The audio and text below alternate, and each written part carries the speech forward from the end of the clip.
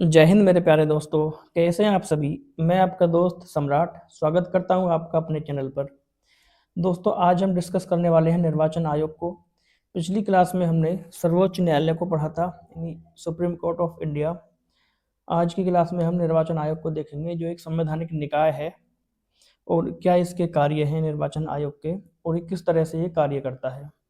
निर्वाचन आयोग कौन कौन से चुनाव कराता है, क्या इसकी भूमिका रहती है चुनावों में, और किस किस के ये चुनाव कराता है। आज इन सारी चीज़ों पर हम डिस्कस करने वाले हैं। तो चलिए बिना देरी करे वीडियो शुरू करते हैं। सबसे पहले बात कर लेते हैं हम निर्वाचन आयोग यानी इसका परिचय, इंट्रोडक्शन। साथियों, एक बात कहना चाहूँगा, अगर आप चैनल पर नए जुड़े हैं और वीडियो देख रहे हैं तो प्लीज़ आप मेरे चैनल को सब्सक्राइब करिए और वीडियो को शेयर भी कर दीजिए और वीडियो को लाइक भी करिए। तो देख लेते हैं परिचय के, इंट्रोडक्शन ऑफ इलेक्शन कमीशन। तो इसके परिचय में मैंने कुछ इंपॉर्टेंट क्वेश्चन लिखे हैं जो आपके पेपर से संबंधित हैं और बेहद ही जरूरी हैं। सबसे पहले बात कर लेता हूँ। निर्वाचन आयोग भारत में एक स्वतंत्र और निष्पक्ष चुनाव कराने वाली एक संवैधानिक संस्था है। ठीक है, जो निर्वाचन आयोग है आज गला थोड़ा खराब है, थोड़ा सा मैनेज कर लीजिए। तो ये एक संवैधानिक संस्था है जो निष्पक्ष और स्वतंत्र रूप से चुनाव कराती है। ठीक है, तो इसकी स्थापना भारतीय संविधान के अनुच्छेद 324 के तहत की गई है। तो संविधान का जो आर्टिकल है 324, उसके द्वारा निर्वाचन आयोग की स्थापना की गई है। तो ध्यान रखना, निर्वाचन आयोग आता है अनुच्छेद 324 के अंतर्गत।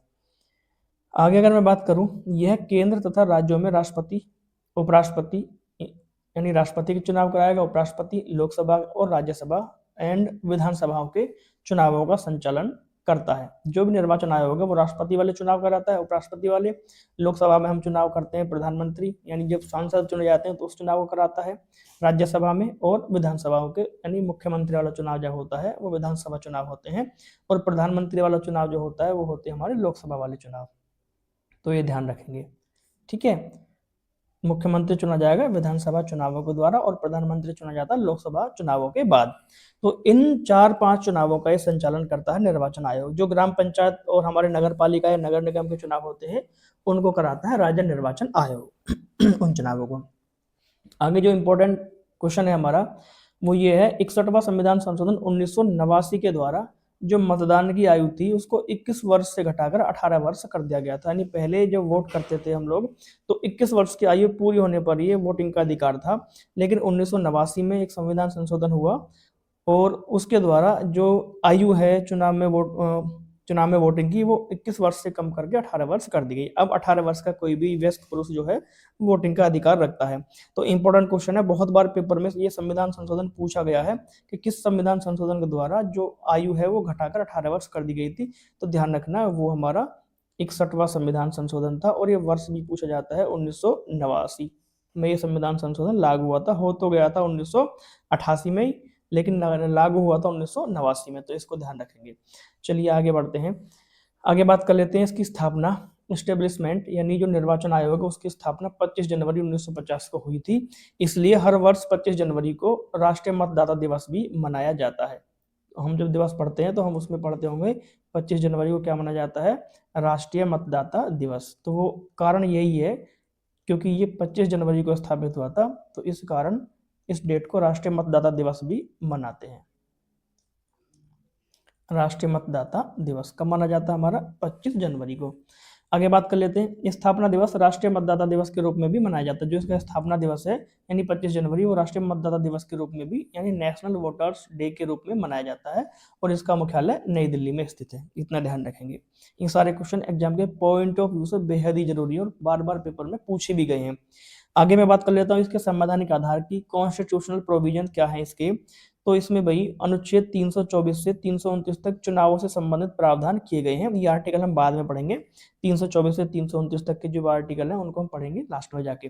तो ये ध्यान रखना, निर्वाचन आयोग जो आता है अनुच्छेद 324 के तहत इसका गठन किया गया है। आगे बात कर लेते हैं, विशेष रूप से अनुच्छेद 324 निर्वाचन आयोग की शक्तियों और कार्यों को परिभाषित करता है। जो अनुच्छेद 324 है ये निर्वाचन आयोग की शक्ति और कार्यों की परिभाषा है। ठीक है, उसको परिभाषित करने का काम करता है अनुच्छेद 324। चलिए आगे देखते हैं हम इसकी संरचना की, कंपोजिशन क्या है, निर्वाचन आयोग में कितने सदस्य होते हैं। ठीक है, किस किस से मिलकर इसका निर्माण होता है। तो मैं बात कर लेता हूँ यहाँ पे शुरुआत में यह आयोग एक सदस्यीय आयोग था, यानी जब स्टार्टिंग में 1950 में इसका गठन हुआ था तब ये एक सदस्य आयोग था, इसमें केवल मुख्य निर्वाचन आयुक्त ही होता था। लेकिन 1989 में इसे बहुसदस्य आयोग बनाया गया। 1989 में इसमें बदलाव हुआ और इसको बहुसदस्य आयोग बना दिया गया। लेकिन किन्हीं कारणों की वजह से फिर से इसको एक सदस्य आयोग बना दिया गया था। तो ध्यान रखना, शुरुआत में एक सदस्य आयोग था, लेकिन 1989 में इसको बहुसदस्य यानी एक से ज्यादा सदस्य आयोग बनाया गया, लेकिन बीच में फिर से इसको एक सदस्य कर दिया।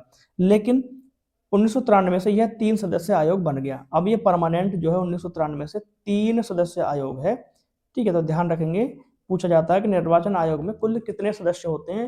तो ये जो सदस्य होते हैं, ध्यान रखना, एक मुख्य निर्वाचन आयुक्त होगा और 2 अन्य निर्वाचन आयुक्त होंगे। तो वर्तमान में इसकी जो संरचना है वो देख लेते हैं। तो वर्तमान संरचना में मुख्य निर्वाचन आयुक्त हैं जिनका नाम है ज्ञानेश कुमार, वर्तमान में ये मुख्य निर्वाचन आयुक्त हैं। और इनके 2 सहयोगी निर्वाचन आयुक्त हैं, इनके नाम है, पहले हैं सुखवीर सिंह संधू और दूसरे हैं विवेक जोशी। ये अन्य निर्वाचन आयुक्त हैं, तो इस चीज को ध्यान रखेंगे। आगे हम बात कर लेते हैं नियुक्ति की। इनकी नियुक्ति कैसे होती है और किसके द्वारा की जाती है। तो जो निर्वाचन आयुक्त होते हैं इनकी नियुक्ति भारत के राष्ट्रपति के द्वारा की जाती है। भारत के राष्ट्रपति जो है इनकी नियुक्ति करते हैं और भारत के राष्ट्रपति इनको शपथ ग्रहण कराते हैं और ये अपना जो इस्तीफा है वो भारत के राष्ट्रपति को ही सौंपते हैं।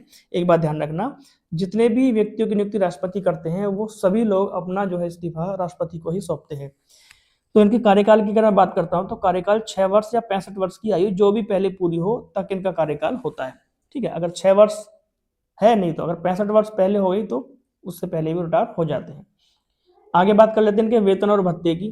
तो वेतन और भत्ते वही होंगे जो सुप्रीम कोर्ट के न्यायाधीश के होते हैं। सुप्रीम कोर्ट के न्यायाधीश के समान इनके वेतन भत्ते होते हैं और सुप्रीम कोर्ट के न्यायाधीश के द्वारा ही जो है इनको अपने पद से हटाया भी जा सकता है, यानी महाभियोग प्रक्रिया के द्वारा इनको पद से हटा सकते हैं, ऐसे ही इनको पद से नहीं हटाया जाता। आगे बात कर लेते हैं, नोट में मैंने यहाँ डाल दिया जबकि हम इसको पीछे पढ़ चुके हैं। यानी 61वें संविधान संशोधन 1989 के द्वारा मतदान की आयु को 21 वर्ष से घटाकर 18 वर्ष कर दिया गया। ठीक है, 18 वर्ष जो है इसको कर दिया गया, इसको ध्यान रखेंगे, 21 वर्ष से 18 वर्ष है। अब आगे बात कर लेते हैं पद से हटाने की प्रक्रिया क्या है। तो जो मुख्य निर्वाचन आयुक्त है उसको केवल संसद द्वारा महाभियोग की प्रक्रिया से ही हटाया जा सकता है।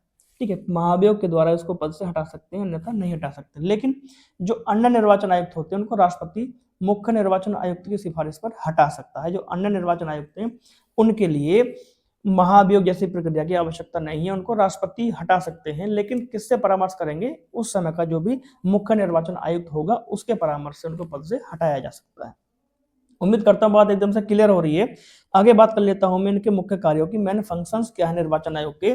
तो निर्वाचन आयोग जो है चुनावों का संचालन करता है। ठीक है, चुनाव कौन कौन से, लोकसभा, राज्यसभा, विधानसभा, राष्ट्रपति और उपराष्ट्रपति के चुनावों को ये संपूर्ण कराता है। आगे बात कर लेते हैं दूसरा कार्य, मतदाता सूची तैयार करना और उनका पुनरीक्षण करना। यानी मतदाता सूची तैयार करते हैं, उनका पुनरीक्षण करते हैं, कितने वोट बढ़े कितने वोट कम हुए, ये सब काम किसका है, निर्वाचन आयोग का है। उसके बाद अगला कार्य इनका होता है राजनीतिक दलों को मान्यता और उनको चुनाव चिन्ह आवंटित करना। यानी जो हमारी नई नई पार्टियां बनती हैं तो उनको मान्यता देने का काम और उनको चुनाव चिन्ह बांटने का काम कौन करता है, हमारा निर्वाचन आयोग ही करता है। तो ध्यान रखना, क्वेश्चन बहुत बार पूछा गया है कि जो राजनीतिक पार्टी होती है उनको चुनाव चिन्ह कौन देता है। तो ऑप्शन में दे देगा राष्ट्रपति, प्रधानमंत्री, निर्वाचन आयोग या सर्वोच्च न्यायालय। तो इस चीज को ध्यान रखेंगे। तो जितने भी राजनीतिक दल हैं उनको मान्यता और चुनाव चिन्ह बांटने का कार्य किसका होता है, निर्वाचन आयोग का। आगे मैं बात कर लेता हूं आचार संहिता को लागू करना। जो भी आचार संहिता चुनाव के समय लगाई जाती है उसको लागू करने का काम कौन करता है, निर्वाचन आयोग ही करता है। इसको बोलते हैं मॉडल कोड ऑफ कंडक्ट, यानी आचार संहिता जो है चुनाव से कुछ दिन पहले लागू की जाती है। इसके बाद बात कर लेते हैं मतदाता मशीन यानी ईवीएम एवं मतगणना की प्रक्रिया की देखरेख करना। यानी ये चुनाव में वोटिंग होती है तो ईवीएम और मतगणना की प्रक्रिया, सारी जो प्रक्रिया की देखरेख होती है वो कौन करता है, निर्वाचन आयोग करता है। उसके बाद चुनाव व्यय की निगरानी करना, यानी चुनाव में कितना खर्च हो रहा है, कौन सी पार्टी किस प्रकार से खर्च कर रही है, अवैध रूप से तो खर्च नहीं कर रही है, जितनी भी सीमा है उसी के अंदर खर्च हो रहा है या नहीं हो रहा। तो इस सब की जो है देखरेख कौन करता है, निर्वाचन आयोग इसकी चुनाव में खर्चे की देखरेख करता है, ये इसका कार्य है। एक इसकी समय सीमा भी है कि लोकसभा चुनाव में इतना खर्चा होगा और विधानसभा चुनाव में इतने से ज्यादा खर्च नहीं होगा। ये कुछ इंपॉर्टेंट फैक्ट हैं जो ऑनलाइन फॉर्मेट में हम इस टॉपिक के बाद पढ़ने वाले हैं। आगे हम बात कर लेते हैं महत्वपूर्ण तथ्यों की। कुछ इंपॉर्टेंट फैक्ट हैं यानी अगर मैं बात करूं, पहला लोकसभा चुनाव जो था वो 1951-52 में हुआ था। ठीक है, इसको ध्यान रखेंगे। ये इस तरह से पूछा जाता है कि पहला आम चुनाव कब हुआ, तो इसको आम चुनाव भी बोलते हैं। यानी पहला जो आम चुनाव था या पहला लोकसभा चुनाव वो कब संपन्न कराए गए? 1951-52 में ये चुनाव जो है संपन्न कराए गए थे।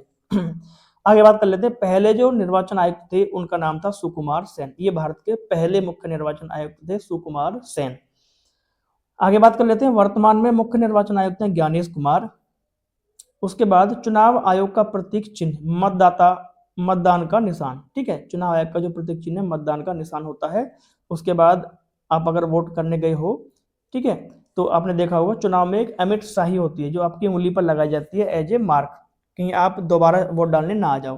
तो ये जो स्याही होती है चुनाव में मतदाता की उंगली पर लगाई जाने वाली स्याही सिल्वर नाइट्रेट होती है, यानी इस स्याही में सिल्वर नाइट्रेट मिला होता है। यह प्रकाश के संपर्क में आने पर त्वचा पर निशान छोड़ देती है, ठीक है। और निशान इतना गहरा होता है, चाहे हम इसको धुल लें, ठीक है, तब भी ये नहीं छोड़ता है। 7-8 दिन बाद जो है निशान जो है धीरे धीरे गायब होता है। तो ये भी क्वेश्चन पेपर में पूछा गया है कि चुनाव में जो स्याही प्रयोग की जाती है उसमें क्या मिला होता है? तो उसमें सिल्वर नाइट्रेट मिला होता है, इसको ध्यान रखना, सिल्वर नाइट्रेट की वो स्याही होती है। आगे बात कर लेते हैं, लोकसभा चुनाव में नोटा, ठीक है। आप वोट डालने जाते हो तो आपने नोटा का चिन्ह भी देखा होगा। नोटा का मतलब क्या है? यदि आप किसी भी उम्मीदवार का समर्थन नहीं करना चाहते हैं तो नोटा के सामने वाला बटन दबा दें, ठीक है। अगर आपको लगता है कि मुझे इनमें से कोई भी उम्मीदवार पसंद नहीं है, मैं किसी को भी अपना वोट नहीं देना चाहता हूं, तो आप वो वाला बटन दबा सकते हैं, नोटा वाला। तो नोटा का मतलब होता है none of above, none of the above, यानी उपरोक्त में से कोई नहीं है। सबसे लास्ट में नोटा का चिन्ह आपको मिलता है।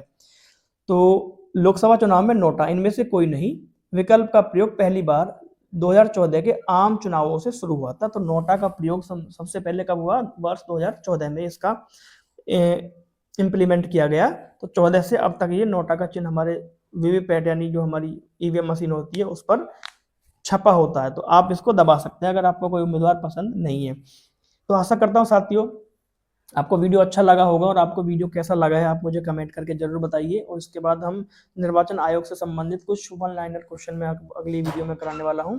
तब तक के लिए आप बने रहिए मेरे साथ और मिलते हैं नेक्स्ट वीडियो में। तब तक के लिए धन्यवाद, आपका शुभ दिन।